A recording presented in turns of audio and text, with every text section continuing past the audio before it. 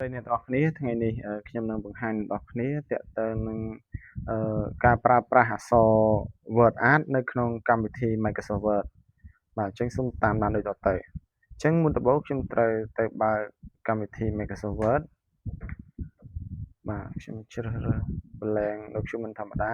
អញ្ចឹងទាក់ទងនឹងពាក្យថា Word Art នៅក្នុងកម្មវិធី Microsoft Word គឺជាការរៀបចំអក្សររចនាបើថាយើងអាចធ្វើអក្សរឲ្យទៅជាលក្ខណៈសិល្បៈដាក់ពណ៌យើងអាចចាក់ gradient យើងអាចពុតអក្សរពុតអីទៅតាមចំណង់ចំណូលចិត្តរបស់យើងទៅយើងអាចនិយាយបានមួយយ៉ាងទៀតថាជាប្រភេទអក្សរ mode អញ្ចឹងការបង្កើតនៅអក្សរ Word Art យើងចាប់ផ្ដើមទី1គឺយើងត្រូវចុចទៅលើ menu insert បាទបន្ទាប់មកយើងចុចពាក្យថា Word Art បាទនេះគឺ Word Art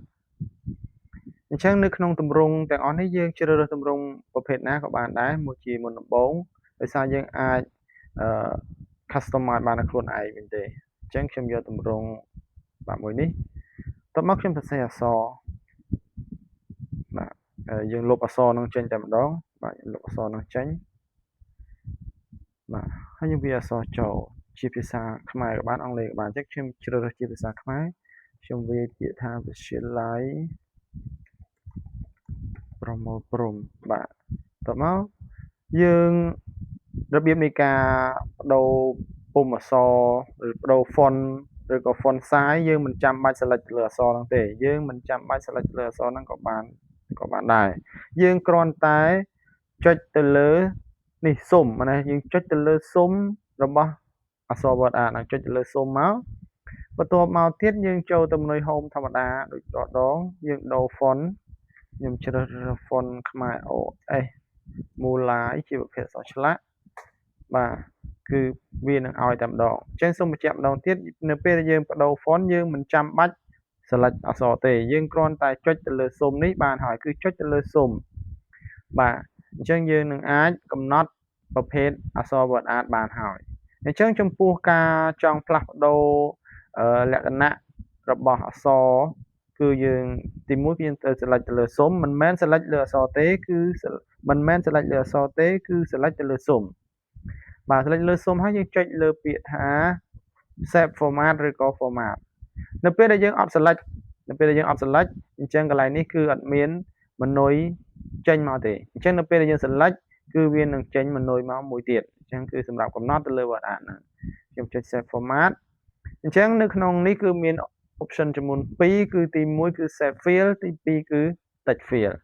អញ្ចឹងតើតើ text គឺបានន័យថាគឺកំណត់ទៅលើអក្សររបស់ Word Art បាទកំណត់អក្សររបស់ Word Art បាទចំពោះ save field គឺកំណត់ទៅលើផ្ទៃរបស់ Word Art ដោយសារវាមាន background របស់វាមាន background ខាងក្រោយអញ្ចឹងបើសិនជាខ្ញុំចង់ដាក់ save field គឺវានឹងចេញពណ៌ផ្ទៃខាងក្រោយរបស់អក្សរ Word Art យើងអញ្ចឹងបើសិនជាយើងអត់ចង់បានពណ៌ទេយើងចុចយកពាក្យថា no fill មកបាទចំពោះអក្សរគឺនៅក្នុង text field អញ្ចឹងយើងបើយើងចង់ផ្លាស់ប្ដូរពណ៌អក្សរគឺយើងចុចទៅលើ text field យើងអាចផ្លាស់ប្ដូរពណ៌អក្សរបានចំពោះborder របស់វាបើថា outline របស់ text outline របស់អក្សរអញ្ចឹង outline របស់អក្សរនេះគឺពណ៌ទឹកក្រូចអញ្ចឹងបើសិនជាយើងអត់ចង់ឲ្យមានទេគឺយើងយកពាក្យថា no បាទយកពាក្យថា no outline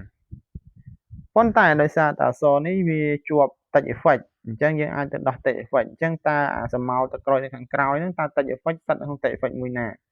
អញ្ចឹងយើងចុចលើ text effect យើងមើលតើវាស្ថិតនៅក្នុងoption មួយណាយើងមើលនៅក្នុង shadow អូខេអញ្ចឹងគឺតើតើនឹងអាពណ៌ទឹកក្រូចនេះគឺនៅក្នុង shadow អញ្ចឹងយើងអាចដោះវាចោលបានបាទណាឬក៏យើងបើយើងស្រឡាញ់ប្រភេទហ្នឹងយើងដាក់ប្រភេទហ្នឹងមកឬក៏យើងអាចផ្លាស់ប្ដូរពណ៌បានទៀតគឺនៅក្នុង shadow option តទៅមកយើងដូរពណ៌ឡើយនេះណាបាទយើងអាចដូរពណ៌អាផ្ទៃខាងក្រោយនឹងបានដោយរើសពណ៌ផ្សេងអញ្ចឹងមកអញ្ចឹងខ្ញុំយកពណ៌បែបនេះបាទនេះគឺជាការប្រើប្រាស់ Word Art ហើយខ្ញុំខ្វែងវិញមកបន្តមកទៀតបើសិនជាខ្ញុំចង់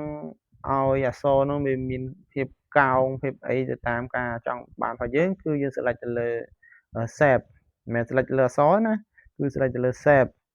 តមកយើងយកពាក្យថា text effect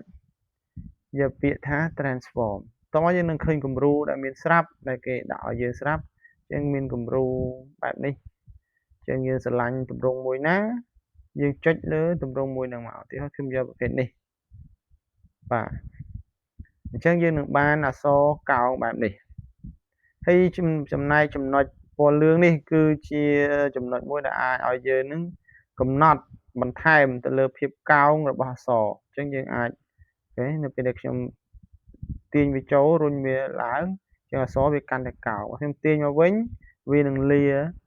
បើយើងទាញខ្លាំងវានឹងអស់ហើយវាលែងកោងណាវាលែងចង់លែងកោងអស់កោងហើយបាទទាញវាស្មើអញ្ចឹងយើងអាចឲ្យវាមានកោងតិចមកនេះគឺជាការប្រើប្រាស់ word art វាគឺជាផ្នែកមួយនៃរចនាបថរបស់អក្សរដែលមើលទៅវាធ្វើឲ្យមានភាពទាក់ទាញបាទអញ្ចឹងខ្ញុំសូមបង្ហាញត្រឹមនេះទាក់ទងនឹងការប្រើប្រាស់ word art ចំណុចបន្ថែមទៀតអ្នកអាចសិក្សាបន្ថែមឬក៏ស្រាវជ្រាវបន្ថែមនៅតាមប្រព័ន្ធអ៊ីនធឺណិតបន្ថែមទៀតបាទសូមអរគុណច្រើន